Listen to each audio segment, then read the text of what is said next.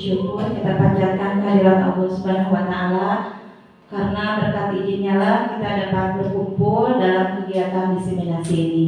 Shalawat dan salam kita limpah curahkan kepada junjungan kita Nabi Muhammad Shallallahu Alaihi Wasallam. Bapak Ibu sekalian, salam dan bahagia Bapak Ibu hebat. Saya haturkan terima kasih kepada Bapak Ibu guru sekalian yang pada hari ini bersedia untuk mengikuti acara diseminasi penyebaran pemahaman dan implementasi budaya positif di sekolah. Kegiatan ini merupakan salah satu tugas dari kegiatan atau program guru penggerak yang sedang saya ikuti saat ini. Nah, sedikit perkenalannya Ibu Bapak. Kalau mungkin untuk saya tidak asing lagi, tapi saya akan perkenalkan fasilitator pada program guru penggerak yang saya ikuti, yaitu Bu Asri Oktaviani SPDSD. Beliau merupakan seorang guru dari Kabupaten Kuningan. Kemudian untuk pengajar praktik yaitu Ibu Dwi Rahmayani MPD. Beliau adalah kepala sekolah SMPN 3 Pondok Salam, dan beliau pernah sekali ya mengunjungi kita untuk kegiatan pendampingan individu untuk saya. Ya. Sebelumnya saya akan melakukan ice breaking terlebih dahulu. Ice breakingnya Bapak.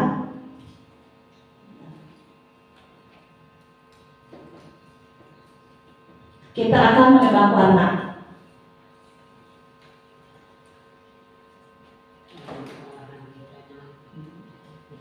Nah, kita tebak warna terlebih dahulu supaya lebih konsentrasi. Ini warnanya apa? Oranye. Betul. Kemudian marun ya, ini kurang jelas ya. Kemudian hijau. Hijau. Betul. Ini kuning. Kemudian biru. Ya, apa ini? Nah, jangan terkejar ya. Konsentrasi ya. Kemudian biru. Ya, biru atau ungu ya? Ungu. Jadi ungu, ini ungu ya Bu ya? Ungu. Ini? Hitam. Ya betul. Ini? Ungu. Ini? Merah. Ini apa? Ya betul, merah ya. Mungkin masih sama ya antara oranye dan merah. Ya itu. Alhamdulillah ternyata semuanya sudah konsentrasi. Kita lanjutkan ke materi. Sedikit selingan saja ya Bapak Ibu. Ya, kita lanjut. Nah, coba di sini saya akan memberikan sebuah pertanyaan atau beberapa pertanyaan pemantik. Nah, Bapak Ibu silakan mengatakan setuju atau tidak setuju ya. Yang pertama, hukuman dapat mendisiplinkan anak. Betul atau setuju atau tidak? Ada yang setuju, ada yang tidak ya? Ya, ada yang setuju.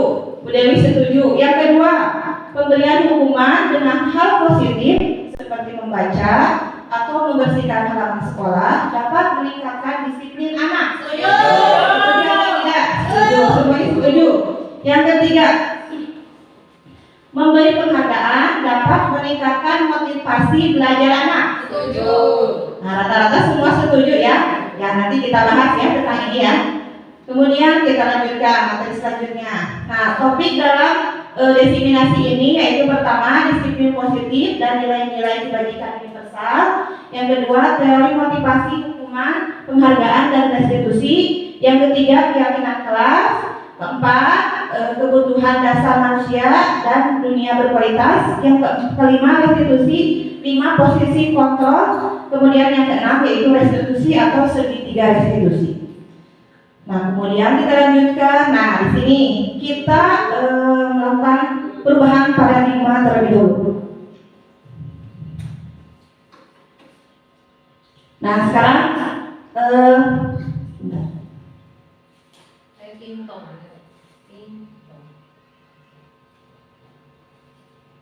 nah, di sini saya akan meminta dua orang guru ya, 2 orang guru untuk maju ke depan. 2 orang guru untuk maju ke depan. Silakan siapa yang bersedia? Bu Monik dan Bu Aisyah ya. Sebentar. Nah, silakan di sini Bu Aisyah tuliskan hal yang paling berharga untuk Bu Aisyah. Nah, di sini kegiatan kanan ya. Ya, tuliskan hal yang paling berharga bagi Bu Aisyah. Ya, silakan. Satu orang saja yang menuliskan, satu orang ya. Satu orang yang menuliskan. Ya, silakan maju. Silakan. Kenapa? Bebas. Apa saja yang paling berharga menurut Bu Aisyah, tuliskan di sana. Nah, nanti Bu Moni ya merupakan orang yang ingin mengambil hak tersebut.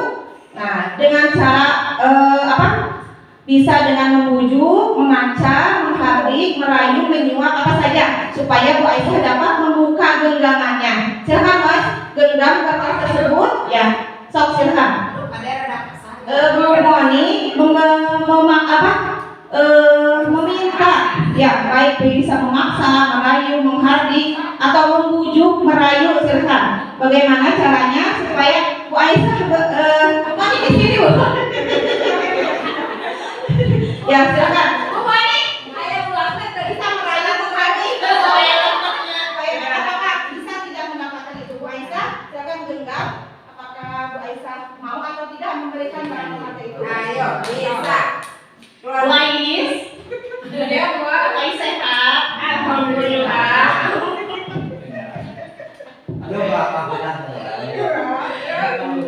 Boleh pinjam tangannya satu lagi?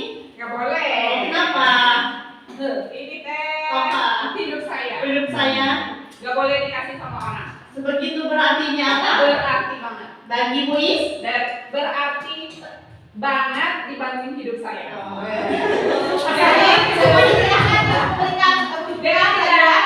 Tidak ada yang boleh mengambil dari saya. Bolehkah saya tahu apa ini isinya? Tidak boleh. Biar saya tahu gimana perasaan Bu Ais terhadap isi ini gitu. Siapa tahu saya bisa membantu. Nggak boleh. Rahasia. Nggak boleh rahasia. Bisa Pak? Atau apa bingung? Bisa sampai dapat tidak? Bisa sampai dapat tidak?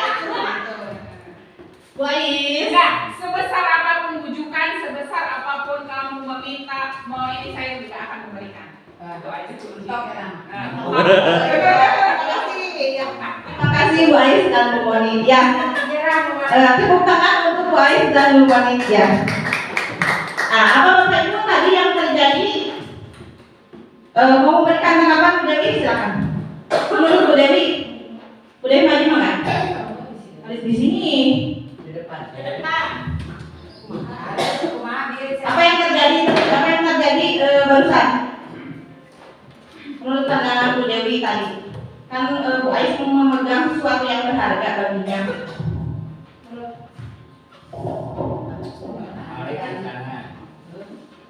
Tanggapannya untuk Bu Ais punya prinsip tersendiri. Dia mempertahankan apa yang menjadi prinsipnya. Sedangkan Bu Moni kurang maksimal dalam memberikan apa sih namanya? Rayuan atau apresiasi. Sedangkan di sana kan boleh membujuk, bahkan di situ ada menghardik, boleh apa enggak? Ya gitu ya, menyuap gitu ya. Demikian dari saya. Terima kasih. Ya, terima kasih Bu Dewi atas tanggapannya. Betul ya Bapak Ibu, bahwa sesuatu yang berharga tidak mungkin akan kita lepaskan begitu saja, ya, dari genggaman atau dari kita. Betul bahwa sesuatu prinsip harus kita pertahankan. Kemudian kita lanjutkan. Nah, dari barusan ya, apa yang terjadi barusan. Nah, itu adalah suatu perubahan paradigma teori kontrol atau ilusi kontrol. Ilusi guru mengontrol murid, ya, yang barusan terjadi atau itu adalah ilusi seorang guru mengontrol murid. Kemudian ilusi bahwa kritik dan membuat orang merasa bersalah dapat menguatkan karakter. Kemudian ilusi bahwa semua penguatan positif efektif dan bermanfaat. Kemudian yang keempat, ilusi bahwa orang dewasa memiliki hak untuk memaksa. Ya, itu adalah sebuah ilusi, gambaran eh, gambaran ilusi kontrol, ya. Jadi seseorang mengontrol, gitu, mengontrol. Kemudian perubahan paradigma stimulus respon teori kontrol. Siapa sesungguhnya yang memiliki kontrol? Nah, ya, menurut stimulus respon kita mencoba mengubah orang agar berpandangan sama dengan kita. Sedangkan menurut teori kontrol kita berusaha memahami pandangan orang lain tentang dunia. Kemudian perilaku buruk dilihat sebagai suatu kesalahan. Kadang kita ya melihat sesuatu kesalahan itu adalah merupakan perilaku yang buruk. Nah kemudian semua perilaku, sedangkan menurut teori kontrol semua perilaku memiliki tujuan. Jadi semua perilaku yang dilakukan pasti memiliki tujuan. Kemudian orang lain bisa mengontrol saya. Menurut teori kontrol, Anda tidak bisa mengontrol orang lain. Tadi seperti tadi ya, Bu Moni walaupun dengan merayu, dengan sekuat tenaga merayu Bu Ais, tapi tetap yang memegang kontrol itu Bu Ais, memberikan atau tidaknya. Kemudian pemaksaan ada pada saat rujukan gagal. Betul tidak Bapak Ibu? Kita misalkan membujuk siswa. Nah kemudian karena tidak berhasil, kadang kita memaksa gitu, seperti itu. Betul tidak? Ya, itu menurut stimulus respon. Kemudian sedangkan menurut teori kontrol, kolaborasi dan konsensus menciptakan pilihan-pilihan baru. Jadi kolaborasi kerjasama dan konsensus dapat menciptakan pilihan-pilihan baru. Jadi kita tidak memaksa anak, tapi kita menyodorkan pilihan-pilihan kepada anak. Kemudian model berpikir menang atau kalah itu menurut stimulus respon. Berdasarkan teori kontrol, kita menggunakan model berpikirnya berpikir menang-menang. Jadi tidak ada kalah, tapi menang-menang. Gitu. Kemudian selanjutnya disiplin positivity. Coba saya mau bertanya, mungkin Bapak Ibu ada yang tahu apa maknanya disiplin? Yang selama ini mungkin Bapak atau Ibu Bapak di sini meyakini bahwa disiplin itu adalah apa? Tidak ada yang ya? Apa? Aturan ya, disiplin aturan. Kemudian tepat waktu.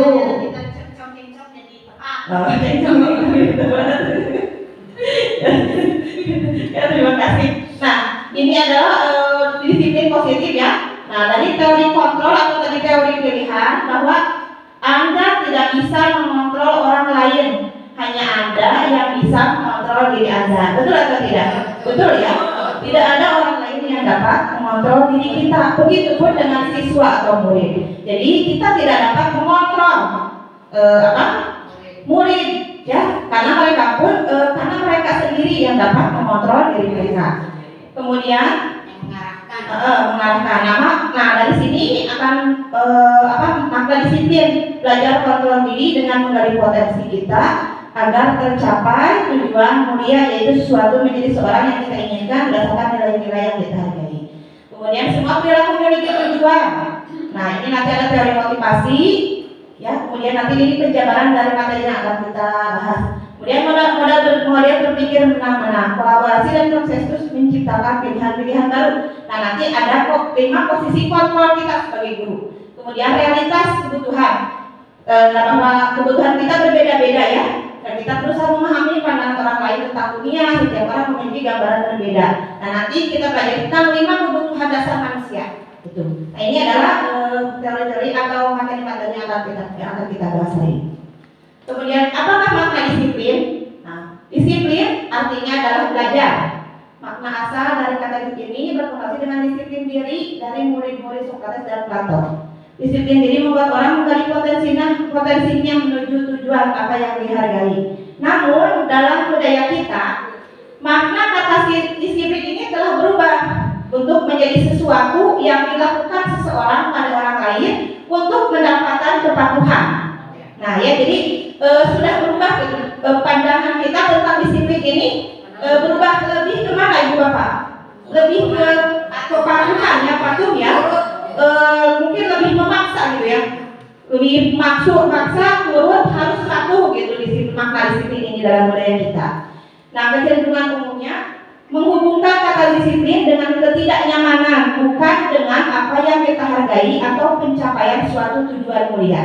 Nah, kita memberikan aturan, belum tentu aturan tersebut dapat membuat orang lain nyaman. Kadang aturan itu dilakukan hanya sebagai bentuk kepatuhan, walaupun tidak merasa nyaman dengan aturan tersebut. Ya, seperti itu. Kemudian, nah, ini nilai-nilai kebajikan universal. Nilai-nilai kebajikan adalah sifat-sifat positif manusia yang merupakan tujuan mulia yang ingin dicapai setiap individu. Nilai-nilai tersebut bersifat universal, jadi tidak melihat suku, bahasa, ya, agama, ras, tapi bersifat universal untuk semua umat manusia. Nah, kemudian dalam bukunya Dr. William Glasser pada teori kontrol, setiap perilaku atau perbuatan memiliki suatu tujuan, betul tidak? Bahwa kita melakukan sesuatu itu pasti memiliki tujuan. Kita memiliki suatu tujuan dalam melakukan sesuatu. Begitupun dengan siswa, ya. Nah, dengan mengaitkan nilai-nilai kebajikan yang diyakini seseorang, maka motivasi intrinsiknya akan terbangun sehingga menggerakkan motivasi dari dalam untuk dapat mencapai tujuan mulia yang diinginkan. Menurut Diane Wilson di dalam bukunya pada tahun 1998. Nah, nilai-nilai kebajikan apa saja yang dapat kita tanamkan atau yang harusnya dimiliki, yang ingin kami miliki ditanamkan pada pelajar Indonesia, ya, pelajar Indonesia, yaitu nilai-nilai kebajikan yang kita dengar, yang kita kenal dengan profil pelajar Pancasila. Nah, Bapak Ibu mungkin sudah pernah mempelajari tentang profil pelajar Pancasila ini, atau mungkin pernah mendengar, ya betul. Mungkin pernah mempelajari di PMM, ya Bapak, tentang profil Pancasila lebih mendalam ini ada di dalam PMM, ya. Silakan Bapak Ibu mungkin ingin lebih tahu mendalam di dalam PMM. Nah, di sini ada dimensi atau nilai-nilai kebajikan di dalam profil pelajar Pancasila ini, yaitu ada berapa, Bu? Nilai-nilai kebajikan ini di apa dimensinya? Ada 5, ya, 5 dimensi atau nilai kebajikan yang diharapkan dapat terwujud atau tertanam di dalam setiap anak Indonesia. Yang pertama yaitu beriman, bertakwa kepada Tuhan Yang Maha Esa dan berakhlak mulia. Yang kedua mandiri, ketiga bernalar kritis. Keempat berkebinekaan global, bergotong royong serta kreatif. Ini yang diharapkan dicapai, ya, oleh pelajar-pelajar di Indonesia atau anak-anak yang ada di Indonesia. Nah, ini nilai-nilai kebajikan yang diutamakan, ya. Sebetulnya banyak sekali nilai kebajikan, tapi di Indonesia yang ingin dicapai itu tadi, ya. Kemudian kita lanjutkan teori motivasi, hukuman, penghargaan serta restitusi. Nah, Bapak Ibu mungkin sudah mengetahui bahwa motivasi perilaku manusia itu ada 2, ya. Motivasi dalam melakukan sesuatu itu ada 2. Yang pertama yaitu motivasi eksternal dan motivasi internal, ya. Nah, kemudian pertama, untuk menghindari ketidaknyamanan atau hukuman, apa yang akan terjadi apabila saya tidak melakukannya? Nah, ini hukuman, ya Bapak Ibu. Hukuman ini motivasinya termasuk ke dalam motivasi eksternal. Kenapa termasuk ke dalam motivasi eksternal? Contohnya, anak mengikuti aturan, mengikuti peraturan karena takut dihukum. Nah, berarti itu bukan motivasi yang ada dalam dirinya, tetapi motivasi karena dia takut dihukum. Berarti motivasi eksternal, ya. Kemudian yang kedua, untuk mendapatkan imbalan dari orang lain atau institusi. Apa yang akan saya dapatkan apabila saya melakukannya? Nah, jadi penghargaan, ya Bapak Ibu, penghargaan, sebuah penghargaan. Kadang kita memberikan sebuah penghargaan pada anak yang memiliki prestasi yang lebih dari anak yang lain. Nah, itu juga motivasi yang timbul adalah motivasi eksternal karena dia ingin mendapatkan imbalan, ya. Jadi tidak muncul dari di dalam dirinya sendiri, tapi motivasinya karena ada imbalan. Kemudian yang ketiga, nah, yang ini untuk menghargai diri sendiri. Nah, jadi ini adalah motivasi internal. Jadi melakukan sesuatu itu memiliki tujuannya untuk menghargai diri sendiri, bukan untuk mendapat imbalan atau takut karena hukuman. Jadi saya akan menjadi orang yang seperti apa bila saya melakukannya. Jadi dia memiliki tujuan gitu dalam melakukan sesuatu itu memiliki tujuan. Nah, ini merupakan tujuan disiplin positif, yaitu munculnya atau tertanamnya motivasi internal di dalam diri murid. Ya. Kemudian kita lanjutkan. Nah, kemudian siapa yang tidak mengenal ini? Semuanya pasti Bapak Ibu guru sudah mengenal ya. Ini siapa? Betul ya, Ki Hajar Dewantara. Beliau siapa beliau ini? Siapa Pak Usman? Tokoh pendidikan. Iya, tokoh pendidikan, Bapak pendidikan di Indonesia, pahlawan pendidikan di Indonesia, cikal bakal pendidikan di Indonesia. Nah, menurut Ki Hajar Dewantara, merdeka itu artinya tidak hanya terlepas dari perintah, akan tetapi juga cara memerintah diri sendiri. Ya, jadi ini berhubungan dengan kontrol ya, bahwa seseorang itu merdeka apabila dia dapat mengontrol dirinya sendiri, tidak dikontrol oleh orang lain. Begitupun murid yang merdeka adalah murid yang bisa mengontrol dirinya sendiri, jadi tidak dikontrol oleh orang lain. Tadi kembali lagi bahwa teori kontrol, bahwa kita tidak bisa, guru tidak bisa mengontrol murid, tapi muridlah yang hanya bisa mengontrol dirinya sendiri ya. Tuh. Kemudian, nah kita lanjutkan. Tadi kan sudah hukuman, penghargaan, kemudian ini restitusi.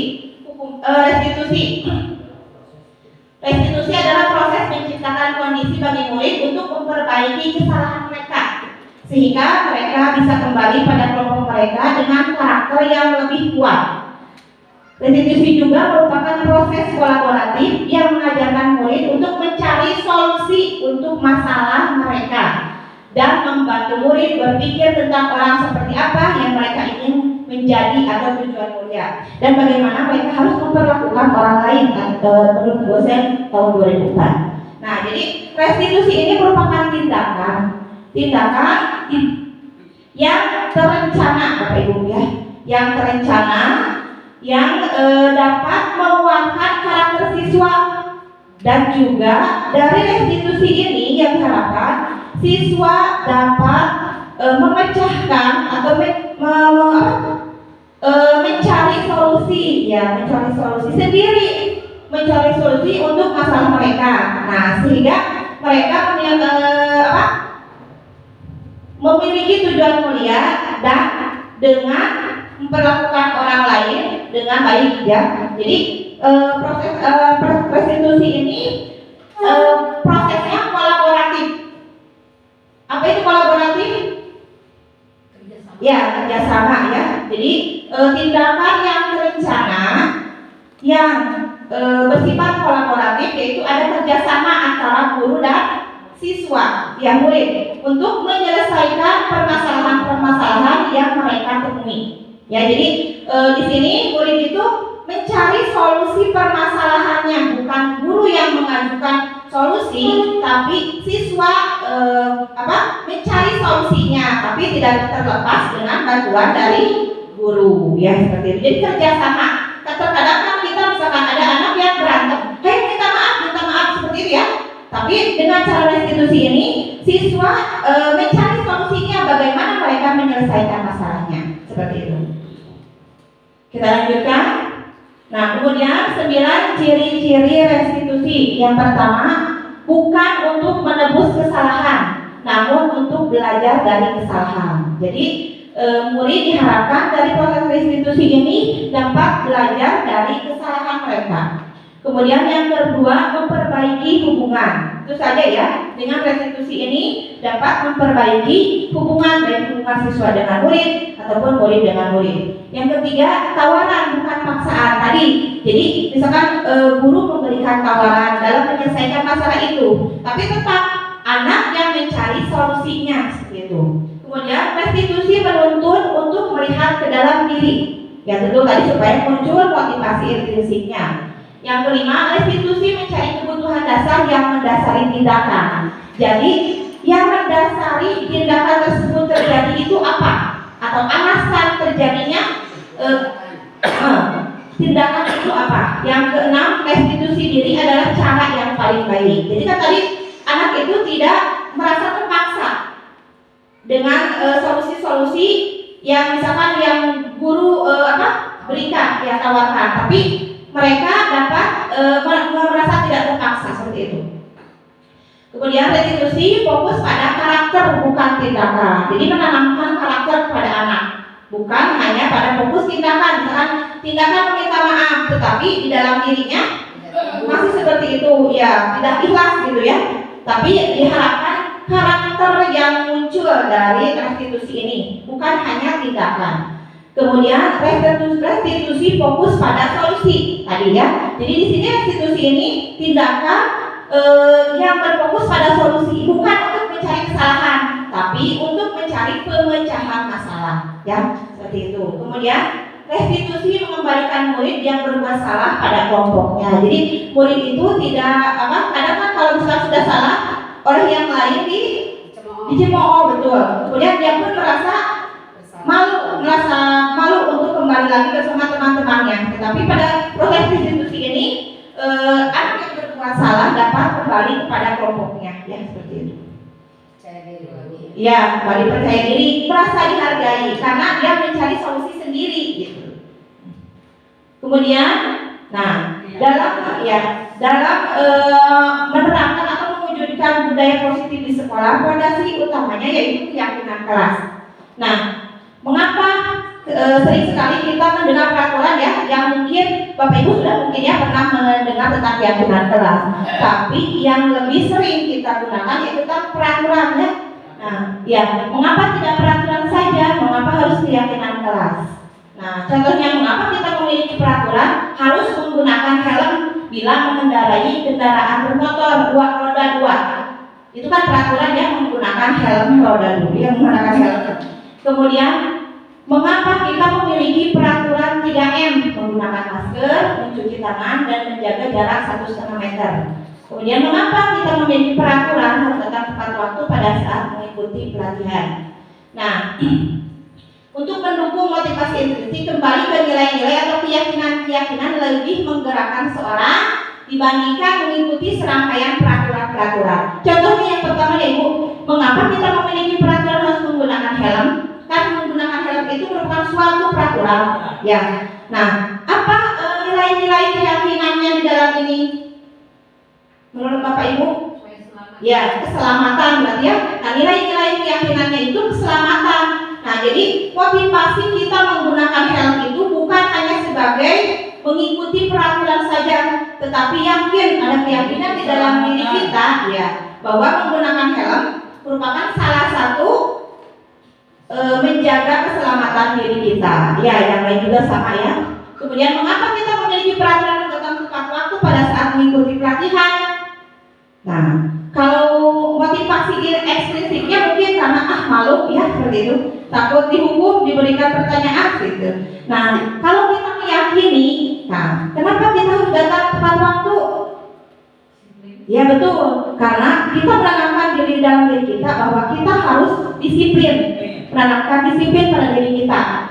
Ya itu, betul ya Bapak Ibu. Nah, keyakinan kelas itu seperti tadi keselamatan, kemudian disiplin. Yang kemudian keyakinan kelas ini dapat kita buat dari peraturan atau kesepakatan kelas terlebih dahulu. Kita membuat kesepakatan kelas, kemudian setelah itu kita pilih mana yang merupakan nilai kita membuat keyakinan kelas. Setelah membuat kesepakatan kelas, kita membuat keyakinan kelas. Nah, keyakinan kelas ini harus dilaksanakan oleh semua kelas gitu. Nah, siapa yang ada di dalam kelas ini Bapak Ibu? Siswa, murid, dan guru ya. Guru juga berada di dalam kelas tersebut. Jadi guru juga harus iya betul, memberikan contoh, memberikan teladan, dan juga guru itu melaksanakan keyakinan kelas tersebut. Bukan hanya siswa, karena di dalam kelas itu kan ada guru dan siswa. Ya, nah tadi dari peraturan kelas ini lingkupnya kecil, kemudian menjadi keyakinan kelas. Nah, dari keyakinan kelas yang dilaksanakan ini, kemudian akan timbul atau muncul lingkungan yang positif ya. Dari keyakinan kelas ini, anak-anak sudah memiliki keyakinan nih, setiap orangnya, setiap anaknya, maka akan timbul lingkungan yang positif. Nah, dari lingkungan positif ini, maka akan timbul budaya positif. Ya, budaya positif ini kita tahu bahwa budaya itu adalah kebiasaan-kebiasaan yang dilakukan ya. Positif adalah baik gitu ya, nilai-nilai kebajikan. Jadi budaya positif ini alangkah apa ya? Kalau tercipta budaya positif di sekolah, alangkah bahagianya gitu ya, melihat tertanam budaya positif di sekolah. Nah, ini Bapak Ibu, ini ada yang mana merupakan keyakinan kelas menurut Bapak Ibu.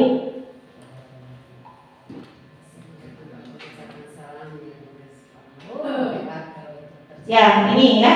Ini kesepakatan kelas. Nih, kesepakatan kelas. Kalau keyakinan kelas itu lebih abstrak ya Bapak Ibu. Nah, mana yang merupakan keyakinan kelas menurut Bapak Ibu? Yang mana? Yang A, kami guru dan murid yang saling menyayangi. Yang ini atau yang putih atau yang hijau ini? Keyakinan kelas. Yang mana Bapak Ibu? Yang itu yang hijau kayaknya. Yang hijau, ya. Ada lagi? Mungkin?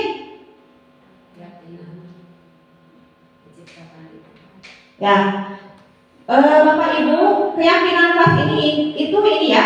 Dari berawal dari kesepakatan kelas. Kenapa? Karena tadi keyakinan kelas itu dibuat kolaboratif antara murid dan guru. Ya, jadi di sini ada kami guru dan murid yang saling menyayangi. Ya, jadi di sini ada kata-kata kami guru dan murid. Ya, jadi kan keyakinan kelas itu dibuat dan dilaksanakan oleh guru dan murid. Betul. Kemudian dalam kelas keyakinan kelas kita dapat menggunakan tabel T dan tabel Y. Nanti mungkinnya di dalam kelas itu dibuat keyakinan kelas. Nah, contohnya seperti kami meyakini bahwa sangat penting untuk menghormati semua orang dan barang milik orang lain. Nah, pada tabel T kita lihat hormat tampak seperti. Nah, bagaimana orang yang hormat itu tampak sepertinya? Terlihatnya atau tampak seperti itu ketika di kelas kumaha. Kalau sudah meyakini bahwa kita harus memiliki rasa hormat. Contohnya sopan, betul. Kemudian saling menghargai, betul. Kemudian contohnya peraturan nikah atau kesepakatan kelas yang merupakan suatu keyakinan kelas tampak seperti ya. Apalagi menerapkan 5S misalnya itu seperti itu. Iya, senyum, sapa, senyum, salam, sapa, sopan dan santun. Seperti itu ya Bapak Ibu. Nanti misalkan Bapak Ibu akan membuat keyakinan kelas di kelasnya masing-masing. Kemudian ini ya, tampak seperti, nah ini ada contohnya. Datang tepat waktu, tidak tampak seperti sering hadir terlambat. Kemudian tampak seperti menyapa teman dan guru setiap hari. Kemudian tak acuh kepada teman dan guru. Ini contoh-contohnya ya Bapak Ibu. Nah, jadi keyakinan kelas itu lebih abstrak. Ya, dari kesepakatan kelas nanti dibuatlah keyakinan kelas. Ya, contohnya ini ya, hormat, bekerja, seperti itu keyakinan kelas. Nah, coba Bapak Ibu, menurut Bapak Ibu, selalu kembalikan buku ke tempatnya. Apa keyakinan kelasnya? Selalu kembalikan buku ke tempatnya. Apa? Ayo. Tadi kan ada disiplin, hormat, bekerja. Itu adalah contoh dari keyakinan kelas. Apa? Selalu kembalikan buku ke disiplin. Dilarang mengganggu orang lain. Hormat. Hadir di sekolah 15 menit sebelum pembelajaran dimulai. Disiplin tepat waktu. Dilarang melakukan kekerasan. Hormat. Dilarang menggunakan narkoba. Disiplin. Bergantian atau menunggu giliran? Disiplin. Gunakan masker? Disiplin. Jangan berlari di kelas atau koridor. Keyakinan kelasnya apa Bapak Ibu?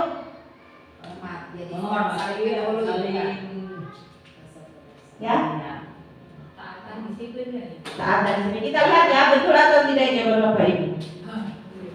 Ya, ini Tanggung jawab. selalu mengembalikan buku tempatnya, tanggung jawab. Jadi setelah menggunakan, mengembalikan lagi ke tempatnya. Dilarang mengganggu orang lain, berarti menghormati, betul hormat tadi ya. Hadir di sekolah 15 menit sebelum pembelajaran dimulai. Menghormati orang lain dan berkomitmen, berarti melaksanakan keyakinan kelas. Dilarang melakukan kekerasan, itu keselamatan seperti tadi menggunakan helm dan menghormati orang lain. Dilarang menggunakan narkoba untuk kesehatan, betul. Bergantian atau menunggu giliran, Menghormati orang lain. Bersabar, saya juga sini antri ya, budaya antri. Gunakan masker, kesehatan, keselamatan. Jangan berlari di kelas atau koridor, keselamatan dan keamanan. Nah, jadi keyakinan kelas ini itu Bapak Ibu. Jadi anak meyakini itu bahwa anak itu memiliki sikap positif. Keyakinan kelas bisa dari nilai-nilai kebajikan ya, keyakinan kelas itu. Ya, jadi karakter yang timbul dari anak ini, dari keyakinan kelas ini, anak memiliki tanggung jawab. Itu ini contohnya. Kemudian, nah, penghargaan itu bisa saja menjadi sebuah hukuman Bapak Ibu. Kadang-kadang kan kita dengan memberikan penghargaan, maka motivasi belajar anak itu akan bagaimana kalau memberikan penghargaan? Akan lebih dia termotivasi, betul. Lebih termotivasi, lebih giat belajar. Nah, ternyata penghargaan itu dapat juga menjadi sebuah hukuman. Nah, bagaimana dihukum oleh penghargaan? Pertama, adanya pengaruh jangka pendek dan jangka panjang. Nah, pengaruh jangka pendek ini contohnya anak tersebut hanya saya ya mengalami sendiri gitu ya. Nah, pada hafalan perkalian saya mengatakan pada anak bahwa anak yang lebih dulu menyelesaikan perkalian 1 sampai 10 akan diberikan sebuah tumbler ya. Nah, jadi setelah saya ulang lagi ternyata anak tersebut tidak hafal 100% gitu. Jadi pada saat itu saja anak itu hafal, tapi ternyata kesananya anak tersebut lupa lagi gitu ya. Kemudian dan jangka panjang, apa jangka panjangnya? Coba. Ya, apa menurut Bapak Ibu penghargaan itu dihukum oleh penghargaan secara jangka panjang? Anak itu akan timbul rasa pamrih, jadi selalu mengharapkan imbalan ya. Sedangkan jangka panjangnya itu kan, jadi menanamkan bahwa anak itu akan selalu pamrih atau mengharapkan imbalan seperti itu. Kemudian penghargaan hukum. Kamu hukum siapa? Ya, Bapak Ibu. Kemudian ada penghargaan itu menghukum. Nah, coba kan kalau kita memberikan penghargaan itu biasanya kepada siapa? Ya betul Luis. Hanya kepada anak yang berprestasi. Bagaimana dengan anak yang tidak berprestasi? Nah, ya jadi penghargaan ini dapat menghukum untuk anak yang tidak berprestasi atau tidak mendapatkan penghargaan. Saya tahu ya, diberi penghargaan kamu pintar diulang kan pernah misalnya seperti itu. Kemudian penghargaan mengurangi kecepatan. Ya, sehingga tadi seperti tadi, ya anak itu diberikan motivasinya itu sebuah penghargaan ya. Nah, jadi nanti setelahnya maka bisa lagi atau misalkan cepat siapa yang paling cepat dia yang dapat misalkan. Nah, maka akan mengurangi kecepatan. Penghargaan tidak efektif ya. Kemudian penghargaan merusak hubungan seperti tadi kan hanya anak yang berprestasi mendapatkan penghargaan. Sedangkan anak yang tidak berprestasi tidak akan mendapatkan penghargaan. maka anak itu akan timbul rasa apa? Iri, malah, betul ya. Ada pasti si Eta menang hadiah nage. Ya ada kadang rasa iri atau ada yang kadang seperti ini anak itu ya merasa iri sehingga kebagusan misalkan ke anak yang mendapatkan penghargaan tersebut. Dapat merusak hubungan baik antara anak ya siswa. Kemudian penghargaan menurunkan kualitas. Bagaimana penghargaan dapat menurunkan kualitas? Nah, misalkan contohnya karena akan mendapatkan imbalan, maka anak tersebut akan berjuang dengan atau anak akan berusaha dengan sebaik-baiknya, ya. Sedangkan apabila kita tidak tanpa melihat kualitasnya gitu. Jadi karena ingin mendapatkan penghargaan, anak tersebut buru-buru atau cepat-cepat motivasinya hanya sebagai imbalan saja. Kemudian penghargaan mematikan kreativitas.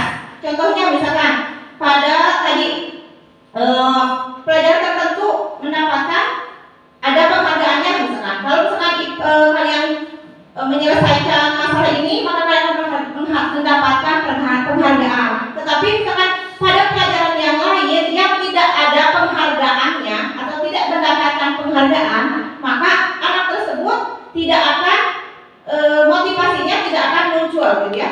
Nah, jadi mematikan kreativitas atau anak tersebut hanya mempelajari itu saja karena akan mendapatkan penghargaan.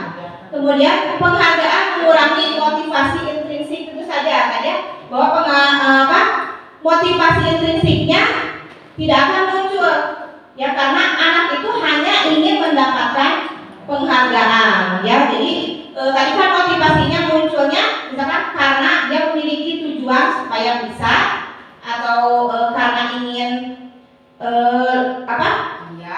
bukan tujuan dari atau motivasi intrinsiknya sendiri yang muncul. Contohnya anak tersebut karena hanya ingin mendapatkan tumbler sehingga motivasi intrinsiknya itu hanya tumbler gitu, hanya tempat minum itu saja motivasinya gitu, sehingga tidak ada karena saya ingin bisa, tidak ada, tapi karena ingin mendapatkan tumbler gitu, misalnya seperti itu. Kemudian nih ya Pak Ibu, tindakan guru mencatat yang kita mencatat 100 kali di dalam kalimat saya tidak akan terlambat karena terlambat ke sekolah ini merupakan hukuman. Yang kemudian lari mengelilingi lapangan basket 2 kali karena terlambat hari sekolah, hukuman. Murid diminta untuk push up 12 kali karena tidak menggunakan masker sekolah itu hukuman. Mengganti kertas tugas teman yang telah dicoret-coret, konsekuensi. Ini konsekuensi hukuman dan konsekuensi ya. Kemudian membersihkan tumpahan air di meja tulis karena tersenggol pada saat belajar. Murid disuruh untuk tidak mengenakan sepatu seharian di sekolah karena tidak mengenakan sepatu hitam, ini adalah sebuah hukuman. Kemudian tadi mengelilingi lapangan basket 2 kali karena terlambat 10 menit untuk pelajaran PJOK, maka konsekuensi. Menurut Bapak Ibu bagaimana nih? Antara hukuman dan konsekuensi. Apa itu hukuman Bapak Ibu? Sanksi. Sanksi berbuat salah. Betul. Kalau konsekuensi betul ya. Ya, bahwa hukuman yang cukup tangan untuk Pak Usman. Jadi konsekuensi itu ya calon CGP selanjutnya ya betul. Yang bahwa hukuman itu ya itu sama ya tindakan ya. Hukuman konsekuensi merupakan tindakan. Hukuman tindakan yang terencana atau tidak terencana Bapak Ibu. Hukuman terencana atau tidak? Tidak ya. Kalau hukuman itu ya tidak terencana dan bersifat bagaimana? Bersifat hukuman memaksa ya. Jadi sifatnya hukuman itu memaksa ya. Nah, kalau konsekuensi betul yang dikatakan oleh Bapak Usman bahwa konsekuensi itu adalah kesepakatan ya. Jadi tindakan yang terencana yang merupakan kesepakatan yang sudah disepakati ya oleh guru dan yang murid. Contohnya di sini tadi kan di sini ada ya Bu, kenapa ini lari mengelilingi lapangan basket 2 kali karena terlambat 10 menit untuk pelajaran PJOK? Kenapa konsekuensi? Karena dari awal udah disepakati. Ya betul, sudah disepakati ya, karena sudah disepakati antara murid dan guru ya, dan di samping itu juga kan dia sudah terlambat 10 menit sehingga tidak mengikuti pemanasan. Nah, lari berkeliling itu ini merupakan juga pemanasan ya, konsekuensi dari tindakan yang dilakukan. Nah, ini perbedaan hukuman dan konsekuensi. Hukuman itu sesuatu yang menyakitkan harus terjadi, sedangkan konsekuensi itu sesuatu harus terjadi. Karena tadi dia sudah karena seperti tadi sudah dengan ada kesepakatan ya, membuat anak sakit fisik maupun hati untuk jangka waktu lama. Tuh ya. Jadi bukan hanya fisiknya, hatinya pun sakit. Sakitnya tuh di sini. Ya karena kan kadang kalau anak itu dikasih hukuman, bagaimana hatinya? Merasa malu ya, ya seperti itu. Membuat kalau konsekuensi membuat anak merasa tidak nyaman dalam jangka waktu pendek. Jadi hanya saat itu saja ya, seperti itu. Kemudian anak membenci kedisiplinan karena dihukum misalnya. Kemudian anak menghargai disiplin. Jadi sudah ada konsekuensi, ada kesepakatan bahwa kalau kita melakukan suatu atau melanggar konsekuensi, tidak melaksanakan kegiatan tersebut, maka ada yang harus kita tanggung. Nah, jadi anak menghargai disiplin atau harus disiplin itu. Kemudian kalau hukuman itu bersifat paksaan, ya. Kemudian kalau konsekuensi stimulus tanggapan. Kemudian hukuman mendorong anak menyakiti diri sendiri. Sedangkan konsekuensi mendorong anak agar mudah menyesuaikan diri. Jadi misalkan contohnya tadi lari 2 keliling pada pelajaran PJOK, sehingga anak-anak saya tidak akan terlambat lagi. Jadi anak bisa menyesuaikan diri. Kemudian konsep diri yang buruk, sedangkan pada konsekuensi konsep diri yang baik. Anak belajar untuk menyembunyikan kesalahan karena tadi takut dihukum ya, jadi anak belajar berbohong ya. Kemudian untuk konsekuensi anak belajar untuk mematuhi peraturan. Kemudian pada hukuman marah, rasa bersalah, dipermalukan, merasa tak dihargai. Itu ya. Yang muncul perasaan itu dari anak-anak kalau kita melakukan hukuman. Kemudian kalau konsekuensi kehilangan hak, dibuat tidak nyaman, diasingkan untuk sementara, jadi hanya sementara waktu. Nah, kemudian kita lanjutkan identitas gagal dan identitas sukses. Nah, pada hukuman ini maka akan menimbulkan identitas gagal. Sedangkan pada identitas sukses atau konsekuensi dan restitusi maka akan memunculkan disiplin sehingga memunculkan identitas sukses. Nah, di sini ya. Nah, pada hukuman sesuatu yang menyakitkan harus terjadi, konsekuensi sesuatu harus terjadi, restitusi merupakan pilihan. Ini Bapak Ibu. Nah, pada hukuman korban mendapatkan keadilan, konsekuensi korban bisa diabaikan, restitusi korban mendapatkan ganti. Seperti itu ya. Ini identitas gagal dan identitas sukses yang bisa timbul dari hukuman, konsekuensi dan restitusi. Selanjutnya, nah Bapak Ibu, kita lanjutkan. Ini adalah kebutuhan dasar manusia dan dunia berkualitas. Nah, Bapak Ibu mungkin sudah tahu bahwa ada 5 kebutuhan dasar manusia ya yang harus terpenuhi. Nah, ini kebutuhan dasar ini yang pertama yaitu bertahan hidup.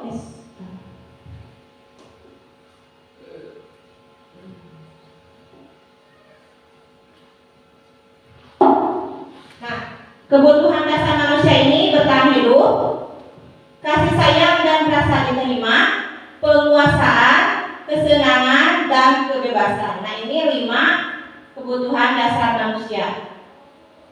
Kemudian kita lanjutkan. 5 posisi kontrol guru. Nah, 5 posisi kontrol guru ini yang pertama yaitu sebagai penghukum. Nah, ya. Kedua, membuat orang merasa bersalah. Ketiga, teman pemantau, dan kelima yaitu sebagai manajer. Ya. Nah, identitas gagal ini dari kontrol dari luar, menghindari hukuman. Nah, ini ya penghukum, membuat orang merasa bersalah. Jadi posisi kontrol guru ini sebagai penghukum dan sebagai pembuat orang merasa bersalah merupakan identitas gagal. Guru berbuat, contohnya perbuatan guru yang menghukum, menghardik, menunjuk, menyakiti, menyindir. Nah, ini contoh penghukum. Contoh guru yang memiliki pos kontrolnya sebagai penghukum.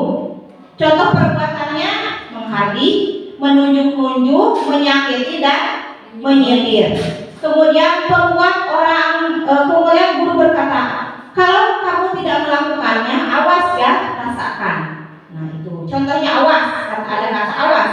Ya. Kemudian hasilnya, maka murid akan memberontak, menyalahkan orang lain, dan ada berbohong untuk menghindari hukuman. Kaitan dengan dunia berkualitas, murid meletakkan guru di luar dunia berkualitas.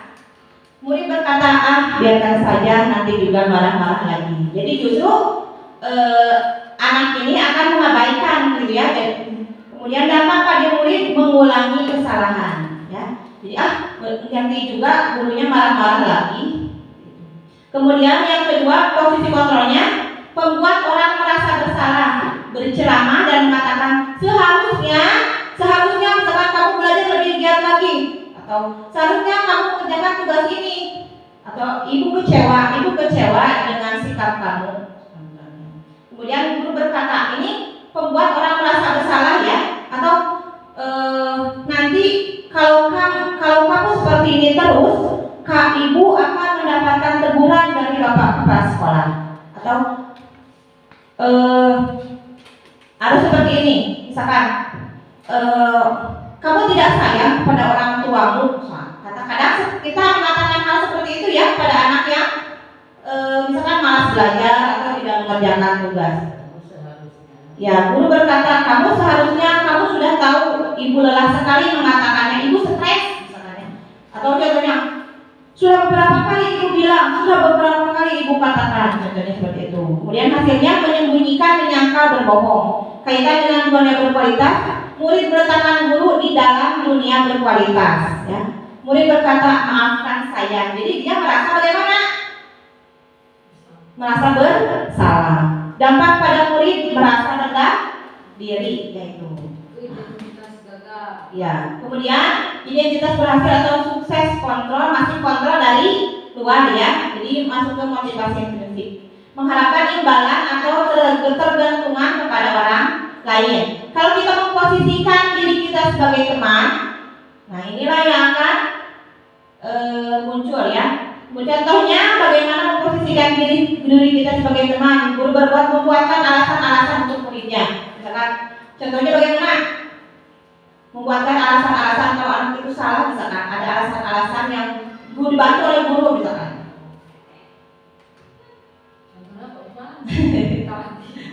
Tinggal lanjut. Melihat contohnya, guru berkata, ayolah lakukan demi ibu. Masa kamu tidak mau ingat? Masa kamu tidak mau ingat tidak ibu pernah bantu? Nah seperti itu ya, ini yang dikatakan atau oleh guru yang memiliki posisi kontrol sebagai teman. Kemudian hasilnya, jadi murid itu akan mengalami ketergantungan ya. Jadi dia akan tergantung kepada guru. Kemudian kaitan dengan dunia berkualitas, murid meletakkan guru sebagai orang yang sangat penting di dunia berkualitas ya. Karena tadi jadi anak itu akan merasa tergantung kepada guru tersebut. Kemudian murid berkata, saya pikir bapak ibu teman saya, ternyata begitu. Kalau misalkan tidak kita bantu nih, pasti kalau misalkan anak yang misalkan kita berlaku atau memposisikan diri kita sebagai teman, kalau misalkan pada saat kita tidak ramah atau tidak memposisikan suatu saat misalkan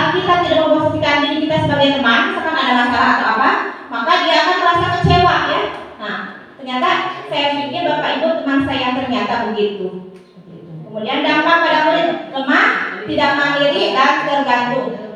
Kemudian sebagai pemantau, menghitung dan mengukur, guru berkata apa peraturannya, seperti itu. Kemudian hasilnya menyesuaikan diri bila diawasi. Nah, jadi ini hanya pada saat diawasi saja anak itu akan menyesuaikan diri. Pada saat tidak diawasi maka dia akan bagaimana? Bagaimana? Kalau tidak diawasi maka dia akan kalau tidak dapat menyesuaikan diri bila diawasi, maka kalau tidak diawasi bagaimana? Anak tersebut tidak akan menurut ya. Kaitan dengan dunia berkualitas, murid meletakkan guru peraturan dan hukuman di dunia berkualitas. Kemudian murid berkata, berapa banyak bintang yang saya harus peroleh, berapa halaman yang harus saya tulis. Nah, seperti itu ya. Jadi tetap mengharapkan imbalan. Dampak pada murid, menitik beratkan pada sanksi atau hadiah untuk dirinya. Jadi ini motivasinya bukan motivasi dari dalam dirinya, tapi tadi motivasi dari luar karena imbalan atau karena sanksi atau hukuman. Nah, ini adalah posisi kontrol yang sama identitas berhasil atau sukses. Nah, murid dapat menghargai diri sendiri. Jadi ini dapat muncul motivasi intrinsiknya. Nah, posisi apa? Posisi kontrol apa yang dapat memunculkan identitas berhasil atau sukses? Yaitu posisi manajer ya Bapak Ibu di sini. Jadi posisi manajer itu berbuat mengajukan pertanyaan-pertanyaan.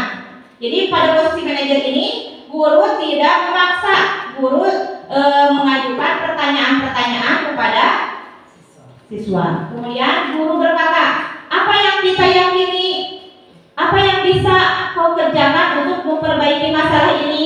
Jadi di sini anak merasa dihargai, ya. Diajak untuk menyelesaikan permasalahan. Hasilnya maka akan menguatkan pribadi anak tersebut. Kaitan dengan dunia berkualitas, murid meletakkan dirinya sebagai individu yang positif dalam dunia berkualitas. Murid berkata, bagaimana caranya saya bisa memperbaiki keadaan? Nah, jadi murid itu sudah mulai muncul bernalar kritisnya. Jadi dia mencari solusi untuk memperbaiki keadaan dirinya atau keadaan lingkungan sekitarnya. Dampak pada murid dapat mengevaluasi diri. Kemudian bagaimana cara memperbaiki diri. Jadi mengetahui bagaimana cara memperbaiki diri. Nah, jadi dalam 5 posisi kontrol ini, posisi kontrol yang terbaik adalah sebagai manajer Bapak Ibu ya, manajer. Jadi di sini ya, jadi tidak memaksa, tetapi ada kolaboratif, ada kerjasama antara siswa dan atau murid dan guru, ya. Ya. Jadi di dalam menyelesaikan masalah tidak memaksakan solusi yang diperoleh yang diberikan oleh guru, tapi di sini justru siswa harus lebih mencari solusinya sendiri, gitu ya, mencari solusi permasalahannya sendiri. Nah, coba tadi kan ada 5 posisi kontrol guru Bapak Ibu. Tadi sebagai apa? Satu sebagai 5 posisi kontrol guru. Nah, kita lupa lagi. Pertama yaitu sebagai penghukum, kemudian membuat orang merasa bersalah, teman, pemantau dan manajer. Ya, coba di sini menurut Bapak Ibu. Nah, saya kecewa sekali dengan kamu. Siapa yang mengatakannya? Penghukum, pembuat merasa bersalah, pemantau, kemudian manajer, atau siapa? Penghukum. Kemudian yang kedua, kamu tidak pernah benar melakukannya. Apa ini? Penghukum, pembuat merasa bersalah, pemantau, pembuat merasa bersalah. Ayolah lakukan demi ibu bapak teman. Apakah kamu mau mendapatkan stiker bintang hari ini? Teman, kata bapak. Bagaimana kamu bisa menyelesaikan masalah ini? Nah, itu baru Apa Bu Dewi? manajer. Ya, manajer. Kamu selalu yang paling terakhir. Apa ini? Bukan. Apa? Membuat rasa bersalah. Kita cek ya. Cek. Nah, saya kecewa sekali dengan kamu. Ini membuat orang merasa bersalah. Ya. Kamu tidak pernah benar melakukannya. Penghukum. Ayolah lakukan demi ibu bapak betul tadi sebagai teman. Kemudian apakah kamu melakukan stiker bintang hari ini? Mantap. Bagaimana kamu bisa menyelesaikan masalah ini? Manajer, betul. Kamu selalu yang paling terakhir. Nah, jadi kata-kata ini, ya, mungkin pernah bapak ibu katakan kepada murid, ya. Tapi yang lebih baik adalah sebagai manajer. Coba bapak ibu di sini, posisi kontrolnya di mana bapak ibu? Sering. Yang sering bapak ibu lakukan. Ya. Pemantau, ya betul, pemantau. Ya, kuku pemantau yang tidak dipungkiri ya. Saya pun sebelum mengikuti TGP ini memiliki posisi kontrol seperti ini ya. Pernah melaksanakan Pemantau dan penghukum. pemantau dan penghukum. Nah, tadi ini adalah restitusi ya Bapak Ibu. Tadi restitusi itu apa? Bapak Ibu, tadi kan sudah ada restitusi itu apa? Restitusi pokok ya. Nah, restitusi dapat dilaksanakan dengan melakukan segitiga restitusi Bapak Ibu. Nah, segitiga, Bapak Ibu tahu ya segitiga, pasti ada berapa sisi Bapak Ibu segitiga itu? 3. Ya, betul. Ada 3 sisi. Nah, ini adalah segitiga restitusi. Nah, dalam menyelesaikan suatu permasalahan di kelas, kita dapat melaksanakan atau segitiga restitusi ini, Ibu, Bapak.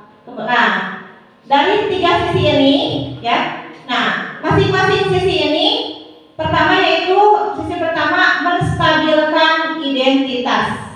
Nah, di sini pada sisi ini kita yakini bahwa setiap orang pasti pernah melakukan kesalahan, ya, atau pertanyaan pernyataan yang diberikan kepada siswa.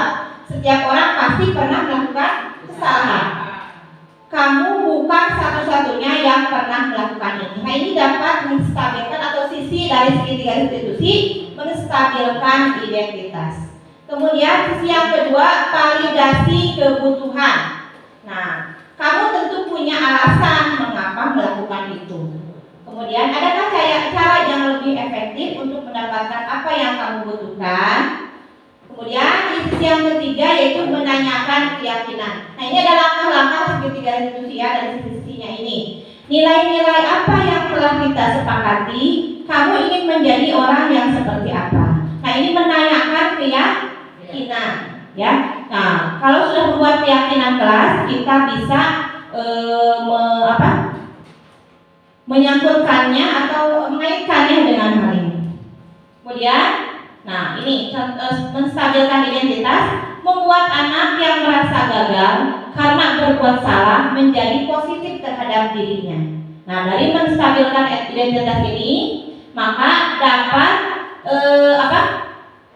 membuat anak yang merasa gagal menjadi positif terhadap dirinya. Ya, walaupun sudah berbuat salah ya.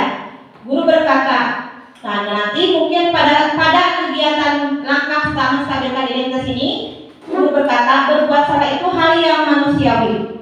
Tidak ada manusia yang sempurna. Bapak ibu guru, bapak ibu juga pernah berbuat salah. Ya, kita pasti bisa menyelesaikan masalah ini. Bapak ibu tidak tertarik untuk mencari tahu siapa yang benar, siapa yang salah. Jadi menstabilkan identitas ini tidak mencari kesalahan. Ya, bukan mencari siapa yang salah.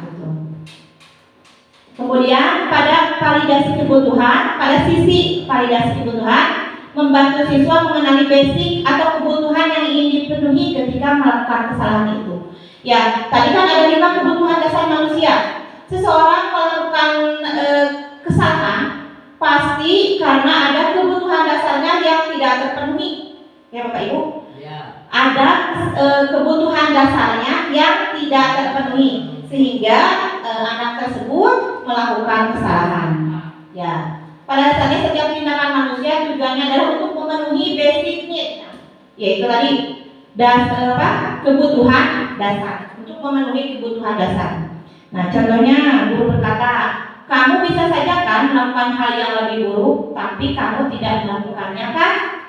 Kemudian kamu pasti punya alasan mengapa melakukannya. Itu ya yang dikatakan guru kepada anak. Apa yang penting bagi kamu? Nah, ini ya, pokoknya ini adalah kata-kata yang dilontarkan oleh guru pada validasi kebutuhan. Kemudian selanjutnya menanyakan keyakinan. Di sisi ketiga, anak melihat kesalahannya dihubungkan dengan norma sosial dan nilai-nilai yang mendasari manusia berinteraksi dengan orang lain. Jadi melihat kesalahannya dihubungkan dengan norma sosial dan nilai-nilai tadi ya, keyakinan, nilai-nilai keyakinan yang sudah diyakini.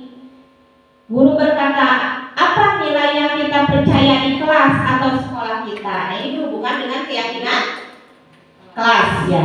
Nilai-nilai universal apa yang telah kita sepakati berarti di dalam keyakinan kelas tersebut ya. Itu. Apa yang kamu rasakan ketika kamu melakukan itu? Kamu menjadi orang yang seperti apa? Nah, ini contoh pelaksanaan segitiga restitusi Bapak Ibu yang telah saya laksanakan ya.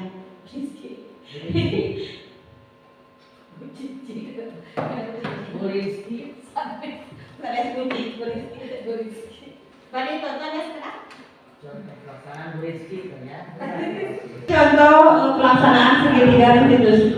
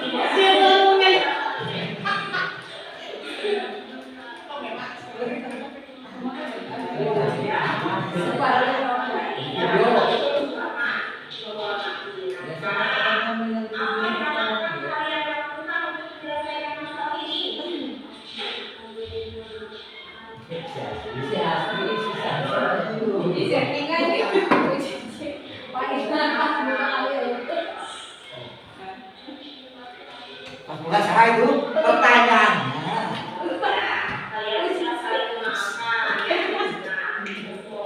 Harus balik pondok itu. Terus pertanyaan.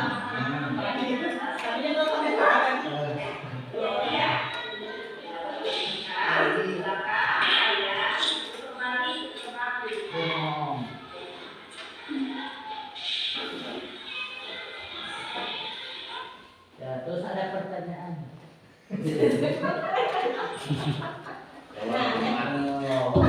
Nah, tidak ada pertanyaan. Nah, nanti pertanyaan kita ada pertanyaan di akhir. Nah, ini ada intervensi 30 detik. Intervensi ini bisa membantu murid kembali ke tujuan semula dengan cukup singkat dan dengan cara non konfrontatif. Nah, apakah kamu ingin berbuat lebih baik? Nah, ini pertanyaan-pertanyaan intervensi Bapak Ibu. Apakah saat ini kamu sedang menjadi orang yang sedang kamu inginkan?